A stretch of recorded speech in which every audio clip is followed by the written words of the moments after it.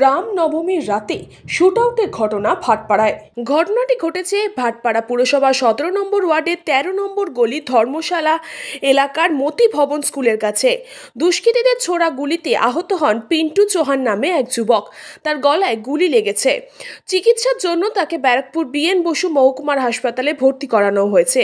কিন্তু কী কারণে এই শুটআউট তা খতিয়ে দেখছে জগদ্দল থানার পুলিশ। খবর পেয়ে হাসপাতালে যান তৃণমূল প্রার্থী পার্থ ভৌমিক, সঙ্গে ছিলেন বিধায়ক সোমনাথ শ্যাম।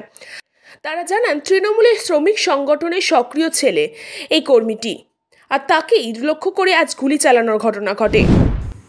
ঘটনাটা দুঃখজনক। আর ইন ডিটেলসটা আগে ছেলেটাকে সুস্থ করে বাড়ি ফিরেনি। ছেলেটার নামও বলে দিয়েছে কে গুলি করেছে। তার পরেরটা পরে বলবো, আগে একটু ছেলেটাকে সুস্থ করে নি। ওকে তো আগে, হ্যাঁ ও তো তৃণমূলের, কিন্তু আমি পুরো ঘটনাটা না জেনে আগে ওকে সুস্থ করিনি। তারপরে ও যদি সুস্থ হয়ে যায়, কারণ গুলিটা বেরিয়ে গেছে। না না, এই জিনিস আমি তো বলছি, এই গুন্ডাগর্দি আমি শেষ করবই, এটা আমাদের প্রতিজ্ঞা। যারা ভাবছে এই গুন্ডামি করে ব্যারাকপুর মানুষকে ভয় দেখিয়ে রাখবে, তাদের এই দিন 4 তারিখে শেষ হয়ে যাবে, এটুকু দায়িত্ব নিয়ে বলছি। খুব দুঃখজনক ঘটনা। আমরা সব জায়গায় শান্তিপূর্ণভাবে আজকে আমাদের র্যালি যে শোভাযাত্রা সেটা কমপ্লিট হয়েছে।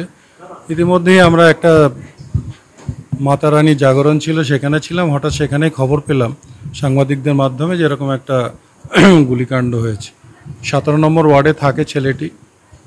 তার বাবা আমাদের তৃণমূলের একনিষ্ঠ সমর্থক, এবং আরও দুঃখের বিষয় যে আমাদের আইএনটিটিউসির মেম্বার তার বাবা অ্যালায়েন্স জুট মিলের লাইনে থাকে। ছেলেটি যদিও 13 নম্বর গলি মারওয়াড়ি ধর্মশালার সামনে থাকে। এখনও ঠিক সঠিক বুঝে উঠতে পারলাম না, কিন্তু যেটুকুন খবর পেয়েছি ওর বন্ধুবান্ধব যারা নিয়ে এসেছে তাদের কাছ থেকে, টিএমসি এবং বিজেপির একটা বতসা ওখানে নাকি হচ্ছিল। এরা যেহেতু টিএমসির সমর্থক, যে ছেলেটি গুলি চালিয়েছে সে কোনো কারণে একটা কিছু কনফ্রন্টেশনে এর সাথে এই গুলিটা এর উপরে চালিয়ে দেয়। খুব দুঃখজনক। বেঁচে গেছে কোনো রকমে এখন পর্যন্ত। ওই পাড়ারই ছেলে। রাজনৈতিক পরিচয় কিছু বলবো না, কিন্তু যেটুকুন বন্ধুবান্ধবের কাছ থেকে ওর উঠলো যে যেহেতু এ টিএমসি, এর বাবা টিএমসি করে এবং এও টিএমসির সমর্থক, বিভিন্ন জায়গায় থাকে, যে ছেলেটি করেছে সে নাকি এখন বিজেপির সাথে থাকে, এটাই উঠে আসলো। আর এই বতসাতেই সে নাকি গুলিটাকে বঙ্গর থেকে বার করে চালিয়ে দিয়েছে। বাকিটা যেহেতু ছেলেটি এখনও ঠিক সঠিকভাবে কথা বলতে পারছে না, এখন ডাক্তারও বারণ করছে, গলায় গুলিটা ঢুকে বেরিয়ে গেছে, আর একটু হলেই আর থাকতো না হয়তো। এটা 7 নিয়ে মেরেছে, যেটাও দেখে চিহ্নিত করলো, ওকে দেখানো হলো 1 শাটার এবং 7-এর একটা তো সেটাকে চিহ্নিত করলো। 7 না 9 সেটা জানি না, পুলিশরাই দেখালো প্রশাসনের তরফ থেকে, তাই দেখলো। এই গুন্ডারাজটাকেই আমরা খতম করতে চাইছি। অর্জুনের এই গুন্ডারাজ, যেটা দীর্ঘদিন থেকে এরকম ছুটপাট গুলি চালিয়ে মানুষকে আতঙ্কিত করার একটা প্রচেষ্টা, এবারও 2024 যখন পায়ের তলার থেকে মাটি সরে যাচ্ছে অর্জুন আজকে রামনবমীর মিছিলে অনেক জায়গায় চেষ্টা করেছিল যে কোনো না কোনো গণ্ডগোল বাঁধানোর, কিন্তু মমতা বন্দ্যোপাধ্যায়ের প্রশাসন, পুলিশ এত অ্যাক্টিভ ছিল যে কোথাও কিচ্ছু করতে পারিনি, সেই জন্য চুপচাপ চলে গেছে। হঠাৎ এসে দেখা গেল যে তৃণমূল কংগ্রেসের একটি পরিবার যারা সমর্থক, তারা আমার একনিষ্ঠ কর্মী নয়, কিন্তু তারা আমাদের একনিষ্ঠ সমর্থক এবং আমাদের ইউনিয়নও করে, তার ছেলেকে বিনা কারণে গুলি মারলো। যা বন্ধুবান্ধবের কাছ থেকে উঠে আসছে এই টিএমসি ভার্সেস বিজেপিরই, আর অর্জুনের এটাই ক্রিয়াকলাপ, এটা সবসময় করে। আজকেও দেখলাম যখন শোভাযাত্রা নিয়ে রামনবমীর আমরা বেরিয়েছি এবং যখন অর্জুনের বাসস্থানের সামনে দিয়ে যাচ্ছি, 3-4টে ছেলে যারা দীর্ঘদিন থেকে বোমাবাজি এবং বিভিন্ন এইসব কাজে লিপ্ত, তারা যা আচরণ করলো ওখানে, এমন মনে হলো যে এখনই মনে হয় বোম টোম বার করে মেরে দেবে এই শোভাযাত্রার পরে। যদিও লোকসভা ভোটের আগে ভাটপাড়ায় এই শুটআউটের ঘটনা ইঙ্গিতপূর্ণ মন্তব্য করেছেন বিজেপি প্রার্থী অর্জুন সিংও। এ তো প্রকাশ পক্সো কেসে ছিল, রাজ পান্ডের সঙ্গে কেস পার্টনার ছিল, ওই যে মাস্টারমশাই ছেলে মার্ডার করেছিল। ওর তৃণমূল কর্মী বলে জানিয়েছে 17 নম্বর ওয়ার্ডে করেছিল, বিজেপির লোক করেছে। প্রকাশ যে মেরেছে সে লোকটা হলো রাজ পান্ডের শুটার। সে রাজ পান্ডে হলো মনোজ পান্ডের ভাগনা। মনোজ পান্ডে হলো রেওয়ারাহা তৃতীয় পুত্র। তো এবার ইকুয়েশনটা কি হলো, আমি তো বারবার পুলিশকে বলছি, এই রাজ পান্ডে এই প্রকাশকে সিবিআই এক কেসে ওই যে মাস্টারমশাই ছেলেটার নাম ভুলে গেছি, বোম মেরে মাথা উড়িয়ে দিয়েছিল, সেই কেসে কিন্তু এদেরকে সিবিআই অ্যারেস্টও করিয়েছিল, পুলিশ অ্যারেস্ট করেছিল। হ্যাঁ, পুলিশ অ্যারেস্ট পরে কিন্তু এই মনোজ বর্মা কি করেছিল, কি ওই কেসটা সিডিতে ওর নাম বের করে দিয়েছিল। তারপরে এই রাজপান্ডে ছাড়া পায়, এ একটা মেয়েকে রেপ করেছিল, তখন এর এগেনস্টে একটা পক্সো মামলা হয়েছিল। পার্থভূমি বলছে দাদা বিজেপি করে প্রকাশ চৌধুরী, এবং সেই নাকি তৃণমূল কর্মীদের গিয়ে বলেছে যে তৃণমূল করা যাবে না এলাকা।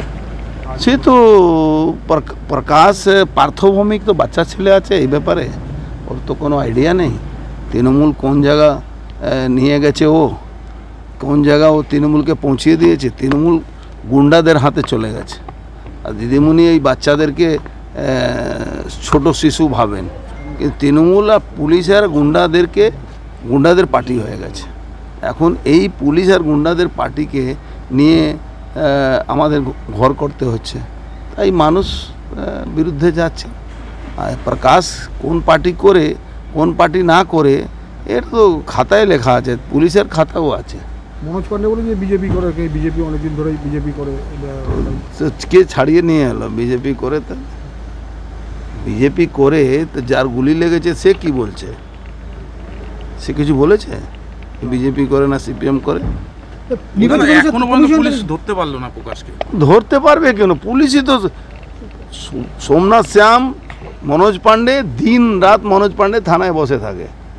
একটা থানায় জিডি লেখা হয় আর ও একটা জিডি লিখে, কোথায় থেকে কোন রোজগার করতে হবে, কোথায় থেকে কাকে ছাড়াতে হবে, কোথায় মদের থানার পিছনে মদের ঠেক চলে, সেই নিয়ে ওই গন্ডগোল হয়েছিল রাজ পান্ডে আর একটা কোন আর ক্রিমিনাল এসিপির অফিসের পাশে ব্যাপক মারামারি হয়েছিল, তখন রাজ পান্ডে মনোজ পান্ডেকে পিটিয়েছিল।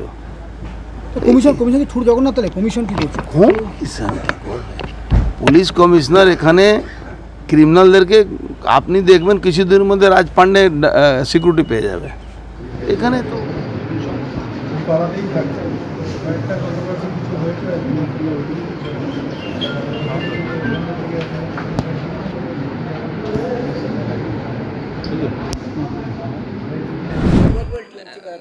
देखो कोई दोस्त मजाक कुछ बंदूक से कहीं से लाया और मारा तो इधर से निकल गया एक ठो, और आधा घंटा हो गया, 1 घंटा हो गया। कहाँ पता कि इसलिए हुआ, मजाक में किया कि किस तरह किया पता नहीं है। टीएमसी करता था प्रकाश चौधरी, हम काम करते हैं मिल में, ओकलैंड मिल में। प्रकाश चौधरी वही मिल में काम करते हैं, एलाइस मिल में। Bureau report, news Pongo time. Fast moving world में वही आ गया जिसके पास है स्पीड, जैसे मेघबाला ब्रॉडबैंड। सही स्पीड सही पहचान।